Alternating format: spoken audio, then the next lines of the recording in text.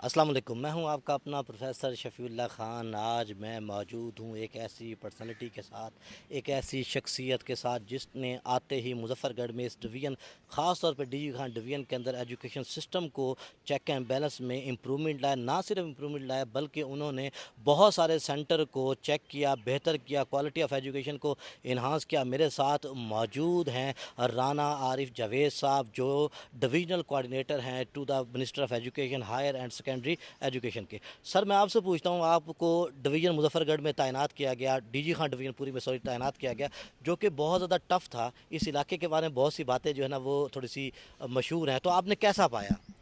अस्सलाम वालेकुम जी। सर, बहुत मुश्किल था, क्योंकि इससे पहले तो हम समझते ये चीज़ें बहुत आसान हैं, लेकिन जैसे ही हम सिस्टम में जंप इन हुए काफ़ी सारे गैप्स थे से एसओपीज़ जो थे, जिसके तहत आपको एग्ज़ाम कंडक्ट करवाना है, तकरीबन ऐसे कह लें कि कुछ जगहों पे वो मिसिंग थे, उन पे अमल दरामद नहीं हो रहा था। उस चीज़ को अमल दरामद करवाया और उस चीज़ को अमल दरामद करवाने में बहुत ज़्यादा हमें दिक्कत हुई, बहुत ज़्यादा तकलीफ़ हुई। उस चीज़ के लिए काफ़ी सारे लोगों को हमें सस्पेंड भी करना पड़ा, काफ़ी लोगों को रिमूव भी करना पड़ा, और ये बड़ा मुश्किल फ़ैसले थे हमारे लिए। ऑन मेरिट हमने ये डिसीजंस किए, विद एविडेंसेस हमने किए, ताकि किसी को हमारे ऊपर किसी किस्म का कोई ऑब्जेक्शन ना हो कि हम लोग गलत काम कर रहे हैं जी। सर, ये सिस्टम, क्योंकि एजुकेशन आपको मालूम है हमारा थोड़ा सा वैसे भी डामाडोल हुआ था, लेकिन जिस तरह ये इम्प्रूवमेंट आई है इस हुकूमत के अंदर, आपको क्या लगता है कि अगर एग्ज़ाम्स वगैरह हमारे जो हो रहे हैं या प्रॉब्लम हो रहा है, तो वो रूट काज क्या है उसकी? लोगों का माइंडसेट है, या लोग जो हैं वो इस चीज़ को ईजी ले लेते हैं, या फिर आपको लगता है कोई कुछ लोग इन्वॉल्व हैं इसके अंदर?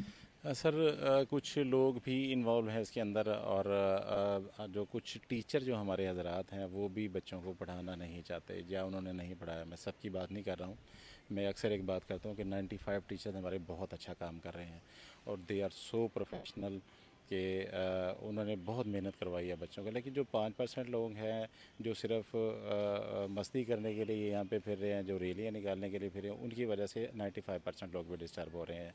और ये वो लोग हैं जो चाहते हैं कि हम किसी शॉर्टकट के थ्रू हम कामयाबी हासिल कर लें, और माजी में ऐसा करते भी रहे हैं।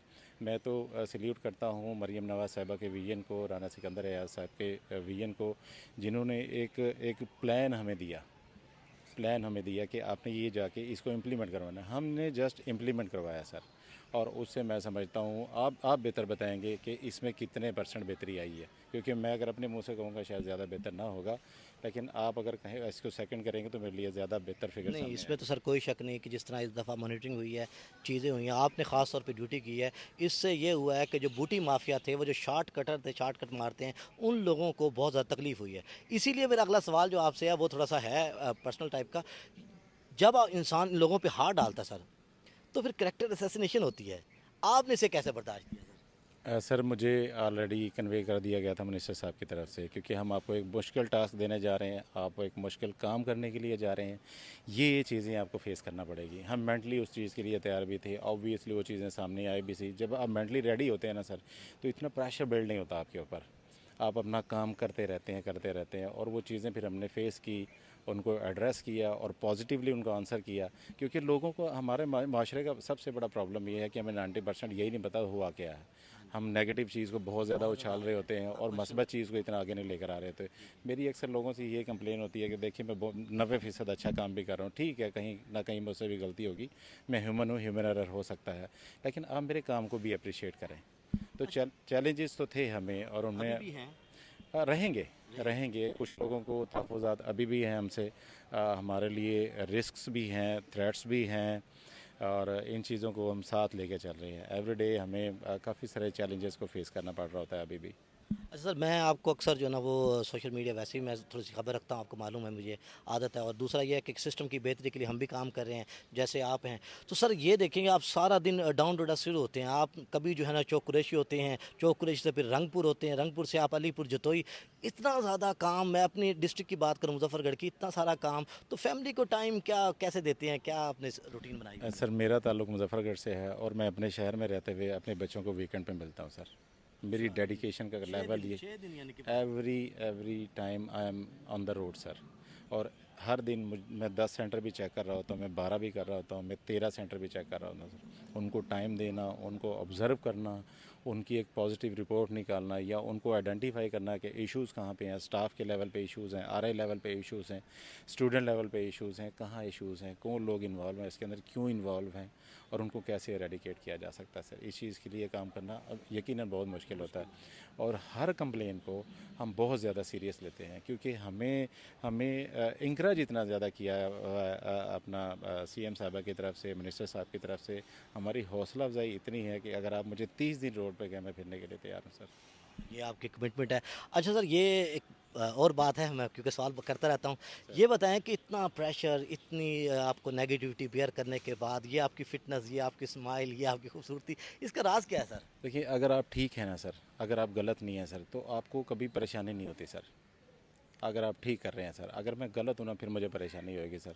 तो ठीक है, कोई अगर ऑब्जेक्शन आता है, कोई एतराज़ आता है, कोई तकलीफ़ है किसी को, कोई कीचड़ उछालना चाहता है, तो मेरे पास उसका जवाब है सर। मैं हर बंदे को उसका पॉजिटिव आंसर करता हूँ सर। आपके एक सवाल के मैं 10 जवाब देने के लिए तैयार हूँ सर, क्योंकि मैं फील्ड में काम कर रहा हूँ सर।